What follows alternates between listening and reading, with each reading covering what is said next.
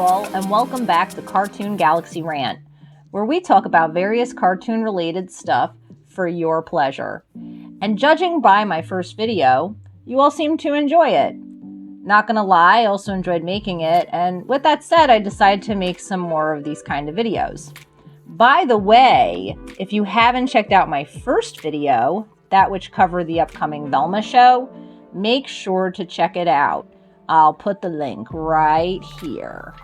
Yeah, that show is going to be a mess, but we will see.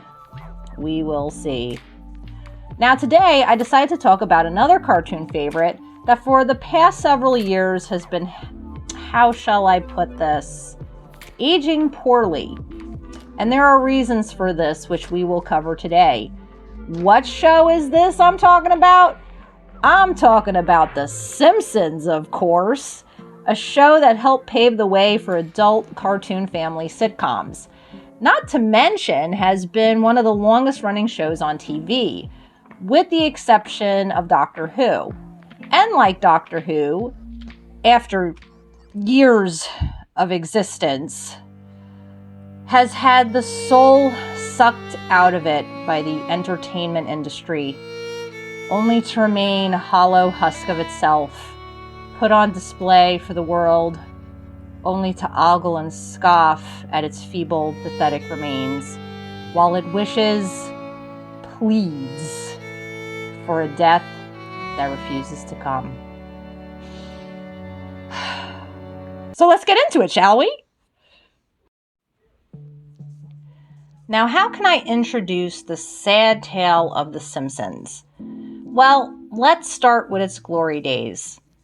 The Simpsons was created by artist and writer Matt Groening, who was originally an aspiring comic artist, creating his first comic titled Life in Hell, which was his take on living in Los Angeles.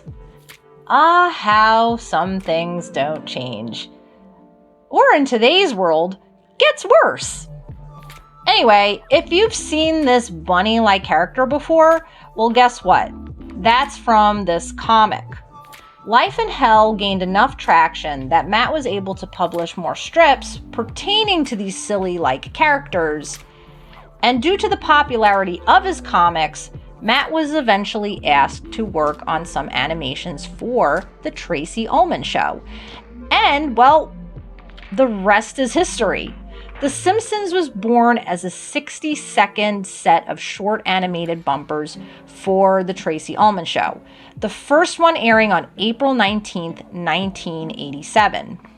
The family that we grew to love for, in this case, 35 years, damn, that's a long time, was based off of Matt's own family members, or at least they ironically shared the same names.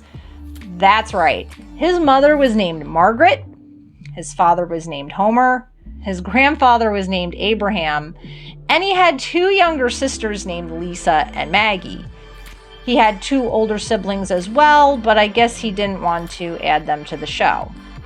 And here's another interesting fact. His younger sister Lisa wound up marrying Craig Bartlett, the creator of Hey Arnold, another awesome show that I have to cover one day. The Simpsons was such a big hit on The Tracey Ullman Show that Fox eventually picked it up, and it was to air in 1989. Originally, it was supposed to air in the fall of that year, but had some production issues. As a result, the very first episode of The Simpsons wound up releasing in December of that year as a Christmas special titled Simpsons Roasting on an Open Fire. You know, the one where they bring Santa's little helper home for the first time. That dog sure has some history attached to him, huh? And as the show progressed, we were introduced to more characters that made up the beloved family's town of Springfield. It goes from the annoying neighbor Flanders to the cynical power plant boss, Mr. Burns, and so on. But I don't think I have the energy or the lifespan to be able to discuss every single character. Not to mention, there is much more to discuss. Much more. So yeah, after The Simpsons aired on Fox, it became a national icon. Merchandise and commercials with their faces were plastered all over the place. Video games were made, including difficult but nostalgic arcade games. And eventually, after so many years of existence, The Simpsons even got their own movie. Now, how can I explain The Simpsons? Well, it was and still is a cartoon family sitcom about, well, the Simpsons family and the town of Springfield, which they call home. As a result, the show is able to focus on a countless number of topics due to the locations making up the overall setting and the broad amount of characters, a lot of which were caricatures of typical occupations, races, and religions. This is perhaps one of the reasons the show lasted so long, being able to come up with numerous storylines centered on all these characters and places. In fact, the topics covered on the show would range from family, school, work, and even politics. And speaking of politics, The Simpsons had no issue poking fun at some politics and some political figures that were big at the time. They went as far as to show Bill Clinton as a womanizer and George Bush Sr. as the Simpsons' neighbor in one episode, literally having a fist fight with Homer because, well, the two characters just didn't share the same ideologies, I guess. The Simpsons even mocked the network, Fox, which aired them. I mean, Fox did have a reputation for being one of those typical networks that were a headache to work with. Just look at Futurama, for example, another Matt Groening masterpiece, which should have lasted for more than 4 seasons, but, well, Fox pulled the plug on that one, didn't they? Also being a cartoon, the show had a lot of humor, that being verbal humor and slapstick. And usually the slapstick parts would come from Homer and Bart, as well as some other characters at times, but you definitely see it a lot from Homer and Bart. In fact, you could say that was the perfect balance in the family dynamic. Like the Abbott and Costello style of humor, Bart would cause a lot of trouble and Homer would get understandably annoyed and react accordingly. In fact, similar to the Three Stooges, you'd get that reaction of slapping the other around. However, in the case of The Simpsons, it usually involved Homer strangling Bart for his consistent misbehaviors. Yay for child abuse! Eventually, Homer became just as much a dim-witted troublemaker as Bart, while Marge and Lisa were the voices of reason when things got out of hand. But the show wasn't all about the hee-hees and the ha-has. The show also had a wholesomeness to it that tied into every episode. The best example I could give is literally in the first episode, Simpsons roasting on an open fire. The holidays are coming up and Homer is due to get his Christmas bonus. However, trouble ensues when Bart, of course, gets a tattoo, and the family has to spend a lot of their savings to remove said tattoo, making Homer's Christmas bonus the only thing that will cover buying Christmas gifts that year. The problem is Homer's boss, the grinchy Mr. Burns, does not give his workers the bonus, putting Homer in a terrible position. How can he tell his family now that they won't get Christmas gifts? Hell, he could blame Bart, right? But remember, as dumb and even at times selfish Homer can be, he is not going to pinpoint this family crisis on his own son, a child who, despite being reckless, doesn't sometimes realize the implications of his actions until they happen. Homer is the father, and he knows it is his obligation to bring joy to his family for the holidays. So he doesn't tell his family about not getting his Christmas bonus, since he doesn't want to break their little hearts, and he secretly takes on a degrading job as a mall Santa, which still doesn't pay him enough to afford gifts for the family. In the end, dopey Homer bets his money on a dog race because why wouldn't he? Plus, he's desperate at this point and, well, loses. But a little Christmas miracle comes out of it all. The dog he bet on, Santa's little helper, gets thrown into the street and Homer takes him home. This becomes the family's gift and everyone is happy with it. In fact, it is one of the best gifts they got. And there's just something so, well, heartwarming about that. that despite how dysfunctional the Simpson family can be at times, there is a love there for each other, and this is what makes the Simpsons the Simpsons. Now, like any show, as the Simpsons went from season to season, they evolved. Their characters either developed more or changed somewhat to appeal to audiences and shape the show as a whole. We started to see Marge become more independent, becoming a cop in one episode and starring in a musical in the other. Lisa developed into this intelligent prodigy child who struggles with depression due to her parents diverting their attention away from her and onto her brother Bart and his persistent antics. Bart's troublesome behavior was given more context, being linked to a supposed learning disability that results in him acting out. And Homer, well, he got dumber, but still maintained his father-husband contributions as was needed. I'll give the show some credit, though. They did have an episode that poked fun at Homer's growing stupidity, blaming the cause on countless head injuries he sustained. Pretty clever and hilarious take on that, I will admit. We also learn more about the family overall in the episodes, where we see a younger Homer and Marge in the 60s when they meet for the first time and fall in love, as well as when they give birth to Lisa and young Bart, getting used to the idea of having a younger sister. We even get episodes that gave a glimpse into the future, showing Bart, Maggie, and Lisa as adults.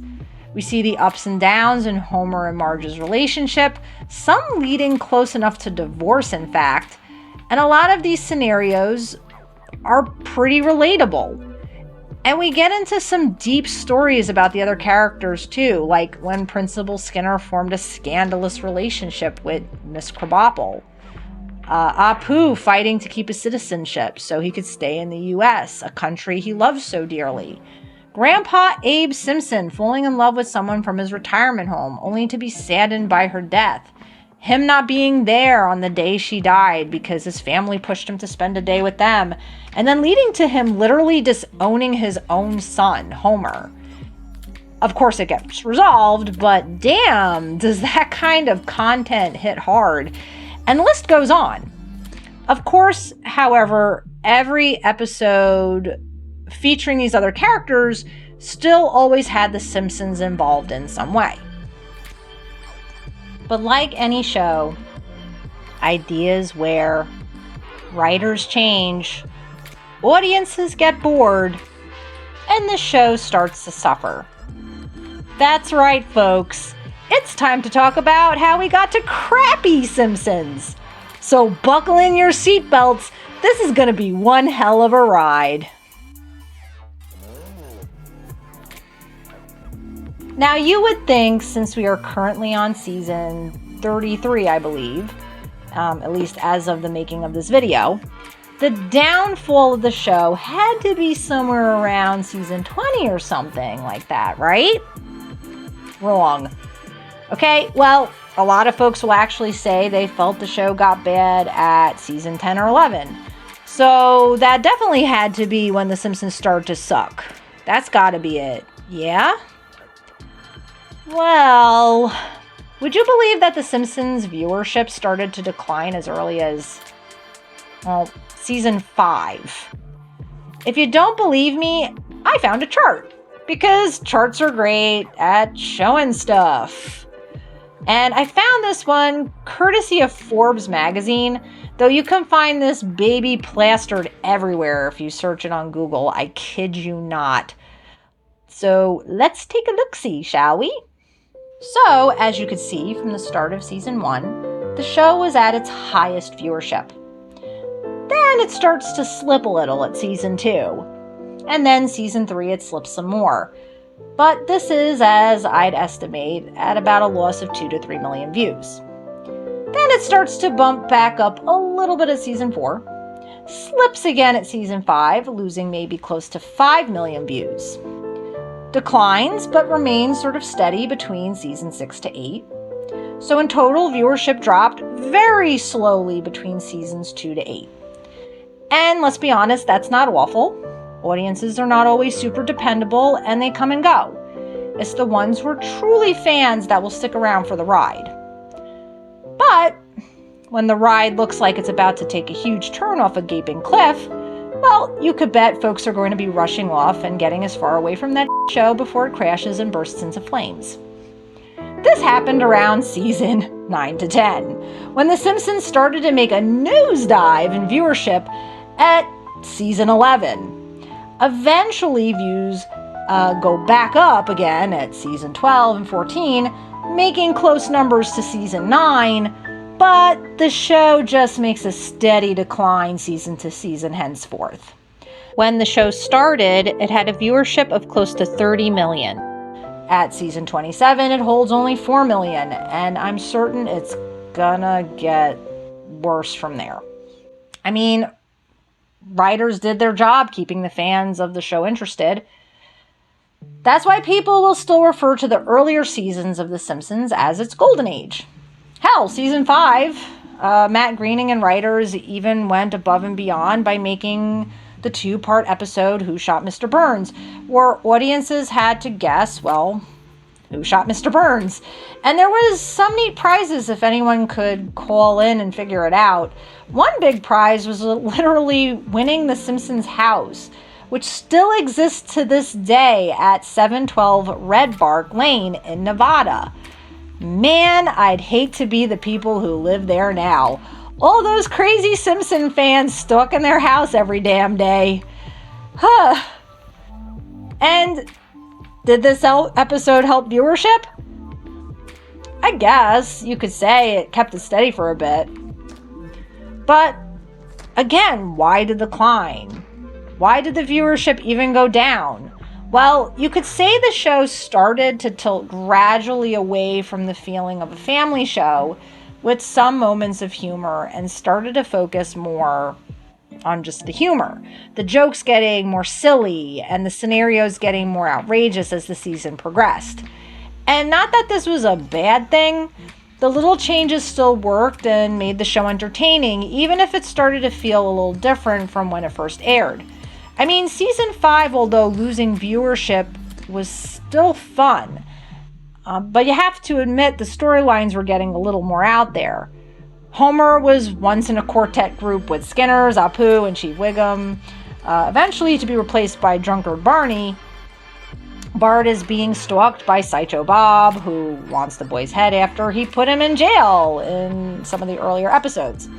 Homer goes back to college and crazy Animal House shenanigans ensue. That's the kind of episodes we saw, and they were just fine. As someone who grew up with The Simpsons, in fact, it's actually those silly episodes I remember the most. Then we look at season 11, where the decline hit hard. You could tell from all the celebrity cameos starting to pop up more and more. And if you watch enough declining shows, you know celebrity cameos are a bad omen. Let's just say things get too crazy to the point that the characters start to do things that are just out of their, well, character. And all for the sake of being just silly. Homer is beyond stupid at this point. Bart is pretty much a living hellspawn of a child with very few redeeming traits. Only a few times they show up at this point. Lisa is like that feminist vegan friend you have that nags constantly about human rights and corrects you because she's the only one that knows better. And Marge is just, well, she's just there. Are these characters you can relate to? No, not really. And if you could find them relatable, it would only be in that you recognize them as the people you'd want to stay 500 feet away from because they are just insufferable. And no more is there that family dynamic, relatability, or touching moments tied together with moments of humor. It's just humor all around. And we have to throw all the other factors out the window just for the humor. Let's look at the episode Take My Wife Sleaze, for example, where Homer wins a motorcycle and starts his own motorcycle gang, making up his friends. And they call the gang the Hells Satans. not realizing a motorcycle gang with the same name already exists. The original Hell Satan's gang retaliates by taking over Homer's home and eventually kidnaps Marge since she was nice enough to take care of them. Homer then goes on a quest to save her, eventually having a duel with the head of the biker gang, Meat Hook, and they fight by using their motorcycles as swords. Okay. That happened. Anyway, Homer wins and Marge is saved. So you can see what I mean by how the show became more, how can I put it lightly, stupid. Now, Homer still plays the caring husband, willing to save his wife from imminent danger, but the way it's executed is completely unrealistic. And I know what you're going to say. Mars, it's a cartoon. It's not meant to be realistic, and I get that. But when you compare this episode to some of the original ones that had more relatability, it just doesn't fit within the Simpsons' usual element. Now, in my opinion, I think the original Simpsons would have written this episode in a totally different way, and maybe it would have went something a little more like this. Homer wins his bike and forms his biker gang, right? And that makes up his friends, and they call themselves the Hell Satans, to the annoyance of another biker gang already bearing the same name. I don't see the gang just taking over the Simpson house. That's a bit silly, but maybe challenging Homer and his gang to some dangerous competitions like, I don't know, maybe motorcycle races or knife fights or something like that. Just to see who could keep the name. And Homer, selfishly, of course, accepts the challenge, disregarding how his friends and family feel about it. With this, his friends decide to leave the gang when things get out of hand, leaving Homer to do these treacherous challenges on his own. Meanwhile, his family begs him to let the original gang just keep their name, except maybe Bart, who probably wants to take part in the shenanigans. But yeah, the rest of the family just begs Homer to put his pride behind him. Marge and the children, don't want to see something happen. They don't want to lose a husband, a father. Finally, it hits Homer how much this is negatively affecting his family, and he begrudgingly throws in the towel, putting his family first, as he should. To me, that feels more like maybe a Simpsons episode.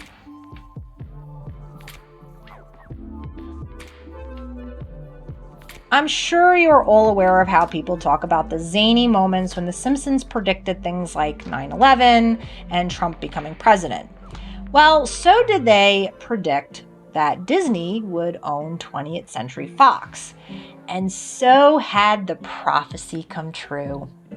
In 2017, around season 29 of The Simpsons, Disney announced it owned all Fox properties, this including The Simpsons. After this, most fans claim The Simpsons have gotten worse, and by worse they mean the usual decline in quality. But take that and plaster Mickey Mouse ears all over everything, and now not only can you call this show bad, but also a bad corporate hag. I mean, it comes as no surprise that once Disney got its greedy Mr. Burnsy hands all over the franchise, they decided to use The Simpsons to flaunt its other Disney-owned properties. This was done in the form of Simpson shorts that aired on Disney's streaming service, Disney+. The idea was actually made by James L. Brooks, co-creator and executive producer of The Simpsons, who wanted to do a bunch of shorts in which The Simpsons would be, quote-unquote, invading Disney. He wanted to do this to gather a new viewership who may not have seen The Simpsons before. And to be honest, that wasn't such a bad idea. I mean, how do you get a new fan base, especially when you have a modern audience? You take what is familiar to them and you use it to promote what is unfamiliar to them. But there was a flaw in this tactic, and you'll soon see why. So let's take a look at some of these shorts. So the second Simpsons short, titled The Force Awakens from its nap, shows Maggie being sent to a Jedi preschool, since Disney owns Star Wars now, and has to fight a Darth Maul baby. This short was released on May 4th, 2021, because, May the 4th be with you. Then on July 7th, 2021, The Good, the Bart, and the Loki was released, putting The Simpsons into the Marvel Universe, because Disney also owns that too. Now, I'll be honest, these shorts don't sound terrible, but let's now go to the short The Simpsons in Plusiversary, which aired on Disney Plus in November 2021. This was the fifth Simpsons short showing a Disney party at Moe's Tavern. I guess no one told Moe. And Homer is not invited, but Goofy manages to get him in. Together, they hang out with all the Disney characters, Star Wars and Marvel included. And Lisa sings a song about Disney Plus. So, is this a short or a commercial? Which one, Disney? Which one? Anyway, in the end, we see a silhouette of Mickey, only to notice it is actually Bart dressed as Mickey telling everyone to go back to work, which honestly got me confused. Why is Bart acting as Mickey, and where the hell is Mickey? I guess Mickey is too good for The Simpsons, eh? Can't show his little mousy face at Moe's. Maybe he was afraid he'd meet his family sniffing around on the floor looking for scraps of nuts that had fallen from the bar. Yeah, so we could definitely see that out of the three, the last short was a ploy to advertise and flaunt the Disney brand. There is no doubt about it. But let's take a look-see at the public reception for all these shorts. On IMDb, the ratings and comments were pretty mixed. People who hated the shorts deemed them a gimmick and felt the jokes fell flat. Folks who gave it good ratings thought the opposite, thinking the shorts is funny, entertaining, but just being a little, short. To be honest, I'd agree with the negative reviews. Surprise, surprise. Maybe the first two shorts were passable, but the last one was horrendous. And as for the positive feedback, I think I can give only one explanation for them. This feedback was from the more loyal Disney crowd, at least from what I've noticed. Those who watch the Loki TV series, the Marvel movies, the Star Wars films, and the shows like The Mandalorian and every Disney film ever made. Folks that have a strong devotion to all things Disney with very little appreciation or understanding what the Simpsons franchise is all about. And whether they have an interest in making The Simpsons part of their watching schedule, it's honestly hard to say. Maybe some, but I don't take it many. Though I think this 10 out of 10 IMDb review of the Plusiversary short really sums it up. It says, now I may like this more than everybody else here because I rarely watch Simpsons and I'm not the mega Simpsons fan guy, but I loved this. Amazing tribute. Yeah, amazing tribute, all right. But a tribute to who?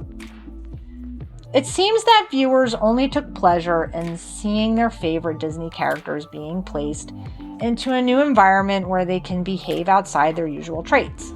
And The Simpsons got to be known by new fans as well. The backdrop where it all can happen. Yes, the focus was not on The Simpsons. They just took a backseat to the other characters in hopes to be part of the popular Disney club. Meanwhile, all the Disney characters were the actual ones under the spotlight. The Simpsons trying to mimic them in every way just to fit in somehow. Let's face it, the James L. Brooks idea for Simpson promotion was not pulling off the expected outcome. In truth, The Simpsons was and never is going to invade Disney. But Disney sure as hell invaded The Simpsons. But that is not the only issue with the Disney-Fox merger. As we all know, Disney, like most other large entertainment companies, has had the pleasure of putting their political and social commentary into every movie and TV show that they crap out, much to the dismay of viewers. The Simpsons has been no exception, and I think the biggest move made to their socio-political ideologies on the fans of The Simpsons was none other than removing Apu. Now, we know for some time the debate of removing Apu was started with a documentary called The Problem with Apu, created by a comedian who can't take a joke, Hari Kondabolu, in 2017. The documentary decided to focus solely on how Apu's character mocks Indian culture and identity. Apparently, this documentary excludes other caricatures of Indians like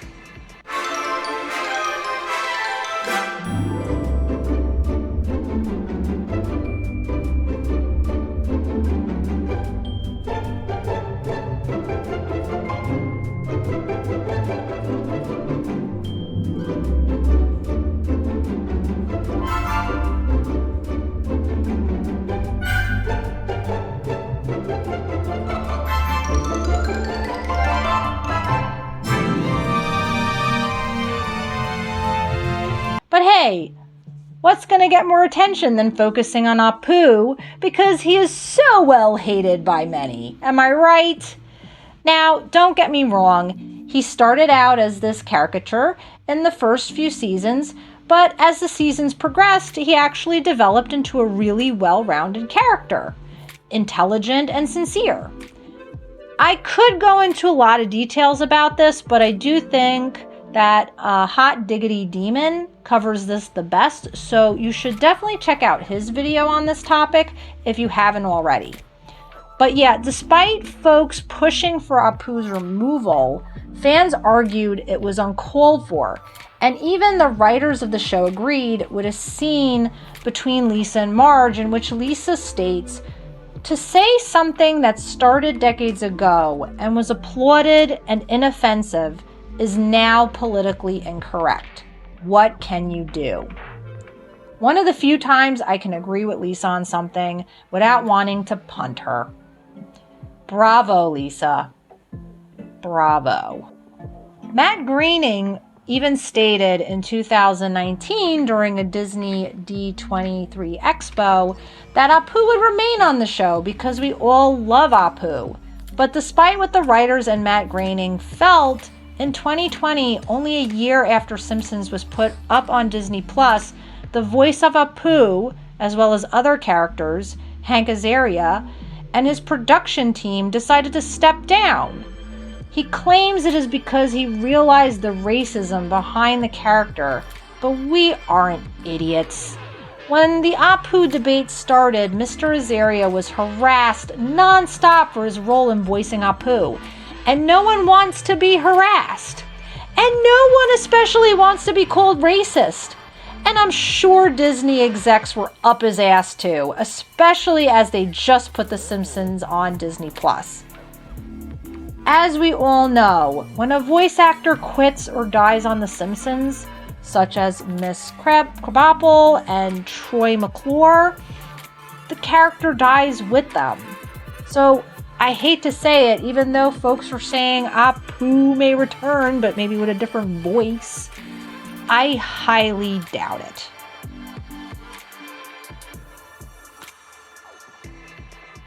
So overall, The Simpsons has in fact declined, starting to worsen somewhere around seasons 10 and 11, and most people tend to blame the writing for this.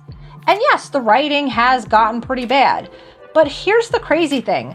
When you look at the writers, some from the beginning, like Al Jean, John Swartzwelder, George Meyer, and Mike Scully, they still stuck around. Some other writers who worked on season 11, such as Donna Carey and Tim Long, actually have a nice resume working on shows like The David Letterman Show and The Conan O'Brien Show and some other good shows. So if it's not the writers, then why the decline? Well, I can only say there are a few factors at play. First off, the longer a show lasts, the harder it is to come up with new, fresh ideas. Some ideas will be good, but some will suck. It's just how it goes. On top of that, you are taking a show that started in the late 80s with a late 80s to early 90s audience while trying to make the show appealing to a fresh new set of viewers. Let's be realistic.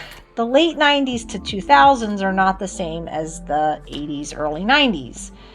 And the same can go for viewers and what they want to watch on TV. And unfortunately, The Simpsons may not have been their cup of tea. Not only are writers trying to come up with new content, but they have to modify it for a new viewership, and that is no easy task. Now, after being owned by Disney, The Simpsons producers are trying even harder to appeal to newer audiences by using the Disney IPs to make their IP appealing. But this isn't working.